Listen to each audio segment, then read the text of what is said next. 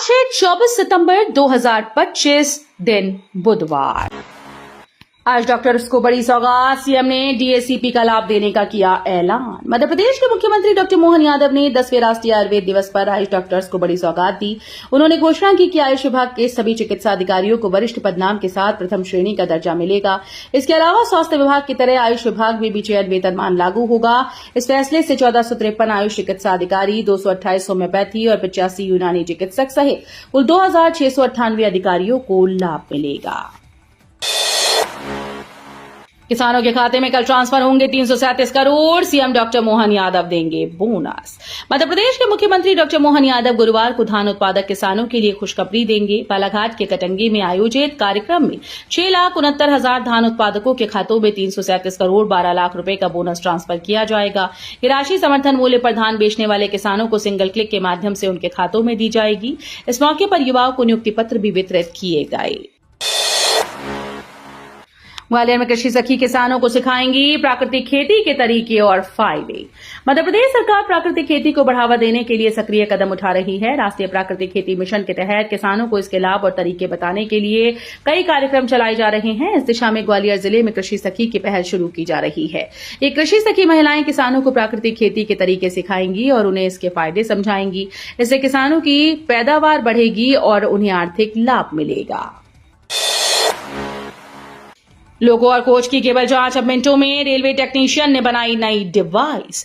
Railway में तकनीकी जांच को आसान बनाने के लिए पश्चिम रेलवे रतलाम मंडल के इलेक्ट्रिक टेक्नीशियन वन भगवती लाल सालवी ने यूआईसी कपलर टेस्टिंग डिवाइस विकसित की है। ये डिवाइस लोको इंजन और कोच को जोड़ने वाली बिजली की केबल की जांच मिनटों में कर देती है। पहले इस काम के लिए 2 कर्मचारियों की जरूरत होती थी और घंटों लगते थे। नई तकनीक से कर्मचारियों का समय बचा है और कार्यकुशलता बढ़ी है। उज्जैन में राशन रॉबरी, 132 लोगों के कार्ड किए गए निरस्त। उज्जैन जिले में जिला खाद्य और नागरिक आपूर्ति विभाग ने 132 उपभोक्ताओं के राशन कार्ड निरस्त कर दिए। ये वे लोग हैं जिनकी वार्षिक आय 6 लाख रुपए से अधिक होने के बावजूद गरीबों का राशन ले रहे थे। विभाग ने कहा कि इससे गरीबों को उनका हक मिलेगा। अभी आपत्तियों का परीक्षण जारी है और संभावित रूप से संख्या में और वृद्धि हो सकती है। ये कार्यवाही राज्य में राशन वितरण प्रणाली में पारदर्शिता सुनिश्चित करने हेतु की गई। कमलनाथ का आरोप, केंद्र को सोयाबीन खरीद का प्रस्ताव भेजने में बीजेपी सरकार कर रही जानबूझकर देरी। कांग्रेस नेता कमलनाथ ने प्रदेश सरकार पर किसानों के प्रति उदासीनता बरतने का आरोप लगाया है। उन्होंने कहा कि बीजेपी सरकार ने सोयाबीन की खरीद के लिए अभी तक केंद्र सरकार को प्रस्ताव नहीं भेजा, जिससे न्यूनतम समर्थन मूल्य पर खरीदी में देरी हो रही है। किसानों को मजबूरी में बिचौलियों को कम दाम में सोयाबीन बेचनी पड़ रही है। कमलनाथ ने मांग की है कि तय समय पर सोयाबीन खरीदी का प्रस्ताव केंद्र सरकार को भेजा जाए ताकि किसानों को उचित मूल्य मिल सके। नवरात्र में युवतियों से छेड़छाड़ करने वाले सीधे जाएंगे जेल। देश भर में नवरात्रि की शुरुआत हो चुकी है। इंदौर में बड़े गरबा पंडालों में महिलाएं देर रात लौटती हैं। उनकी सुरक्षा के लिए इंदौर पुलिस ने महिला पुलिसकर्मियों का शक्ति दल बनाया। शक्ति दल संदिग्ध युवकों और छेड़छाड़ करने वालों पर तुरंत कार्रवाई करेगा। पुलिस कमिश्नर संतोष सिंह के मुताबिक ये दल नवरात्रि के दौरान गरबा और अन्य आंदोलनों में महिला सुरक्षा सुनिश्चित करेगा। सामाजिक तत्वों की धरपकड़ और महिलाओं की सुरक्षा के लिए ये कदम अहम माना जा रहा है। टीचर्स और आंगनबाड़ी कर्मचारियों का वेतन कटेगा, एसडीएम ने भेजे निर्देश। मझगवा एसडीएम महिपाल सिंह गुर्जर ने स्कूल और आंगनबाड़ियों में मनमानी करने वाले मैदानी कर्मचारियों पर कार्रवाई का निर्णय लिया। इसके तहत शिक्षकों और आंगनबाड़ी कार्यकर्ताओं का वेतन काटने के निर्देश विभागीय अधिकारियों को भेजे गए। एसडीएम ने कहा कि कार्रवाई पूरी होने के बाद कर्मचारियों को इसकी जानकारी दी जाए। ये कदम हाल के दिनों में किए गए निरीक्षणों में पकड़ी गई गड़बड़ियों और नियमों के उल्लंघन के मद्देनजर उठाया गया। एमपी में HQIDS का बड़ा सैन्य अभ्यास, ड्रोन और काउंटर ड्रोन क्षमताओं की होगी जांच। मध्य प्रदेश में अक्टूबर के पहले सप्ताह में मुख्यालय एकीकृत रक्षा स्टाफ HQIDS के तहत बड़ा सैन्य अभ्यास होने जा रहा है। 6 से 10 अक्टूबर तक होने वाले इस अभ्यास में थल सेना, वायुसेना, नौसेना के साथ उद्योग अनुसंधान संस्थान और शैक्षणिक भागीदार भी शामिल होंगे। ड्रोन और काउंटर ड्रोन सिस्टम की क्षमताओं का परीक्षण इनमें मुख्य फोकस होगा। अधिकारियों का कहना है कि ऑपरेशन सिंदूर से मिले सबक इस ड्रिल में लागू किए जाएंगे। सिविल जज भर्ती में अनुभव की शर्त खत्म, सुप्रीम कोर्ट का बड़ा फैसला। सुप्रीम कोर्ट ने एमपी सिविल जज भर्ती 2022 को लेकर बड़ा फैसला सुनाया। कोर्ट ने हाईकोर्ट के उस आदेश पर रोक लगा दी जिसमें उम्मीदवारों के लिए 3 साल का अनुभव या उत्कृष्ट लॉ ग्रेजुएट होने की शर्त जोड़ी गई थी। साथ ही सामान्य और ओबीसी वर्ग के लिए 70% और SC/ST के लिए 50% अंक अनिवार्य किए गए थे। सुप्रीम कोर्ट ने कहा कि भर्ती प्रक्रिया पूर्व के नियमों के आधार पर पूरी की जाए। मोहन सरकार ने आरबीआई से लिया 3,000 करोड़ का कर्ज, अब तक 4.56 लाख करोड़ का कर्ज। मध्य प्रदेश की मोहन सरकार ने एक बार फिर आरबीआई से 3,000 करोड़ रुपए का कर्ज लिया। इसमें 1,500 करोड़ का कर्ज 18 साल और 1,500 करोड़ का कर्ज 21 साल के लिए है। राशि 24 सितंबर को सरकार को मिलेगी। खास बात यह है कि 15 दिन के भीतर ये दूसरा कर्ज है। इससे पहले 9 सितंबर को राज्य सरकार ने 4,000 करोड़ रुपए के 3 कर्ज लिए थे। नए कर्ज के बाद एमपी सरकार पर कुल बकाया 4,56,640 करोड़ से अधिक हो गया है। एमपी में मेलियोइडोसिस का खतरा, WHO NHM ने जारी किया अलर्ट।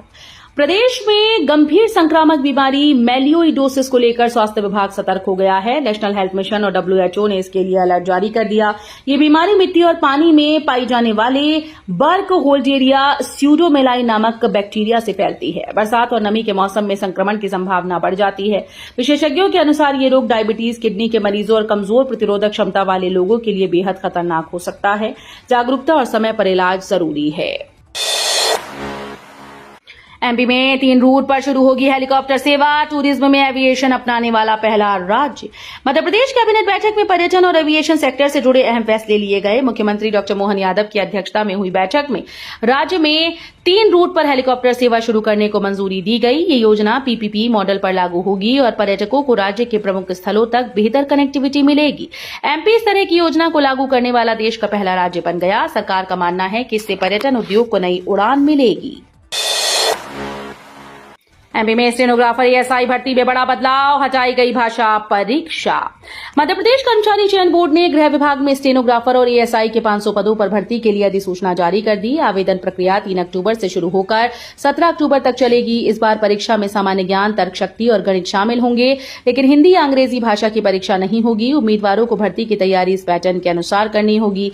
ये बदलाव उन अभ्यर्थियों के लिए विशेष रूप से महत्वपूर्ण है क्योंकि भाषा परीक्षा हटने से तैयारी का फोकस अन्य मुख्य पेपर्स पर होगा। भोपाल कानपुर कॉरिडोर निर्माण में बाधा, लोग नहीं दे रहे जमीन। भोपाल से कानपुर तक बनने वाले कॉरिडोर के निर्माण में अधिग्रहण और अतिक्रमण बाधा बन रहे हैं। रायसेन बाईपास रोड पर निर्माण के लिए जमीन की माप और झाड़ियों को हटाने गए NHAI और निर्माण एजेंसी की टीम को पहले ही दिन मुश्किलों का सामना करना पड़ा और खाली हाथ लौटना पड़ा। अधिकारियों के अनुसार कई जगहों पर लोग जमीन छोड़ने को तैयार नहीं, जिससे निर्माण कार्य में देरी की संभावना बढ़ गई। 10वें राष्ट्रीय आयुर्वेद दिवस पर टोल फ्री नंबर 155-258 जारी, आयुष कार्यक्रमों को बढ़ावा। 10वें राष्ट्रीय आयुर्वेद दिवस पर प्रधानमंत्री और सभी राज्यों के मुख्यमंत्रियों ने आयुष विभाग की नई योजनाओं का शुभारंभ किया। आयुष जन स्वास्थ्य कार्यक्रम के तहत प्रदेश की 55 इकाइयों में आयुर्वेदिक स्वास्थ्य सेवाओं का प्रसार होगा। साथ ही औषधीय पौधों की खेती और जानकारी के लिए टोल फ्री नंबर 155-258 भी जारी किया गया।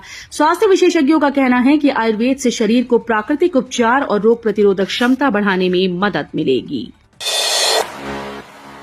इंदौर में आरटीओ का ताबड़तोड़ एक्शन, यात्री और स्कूल बसेस पर गिरी गाज।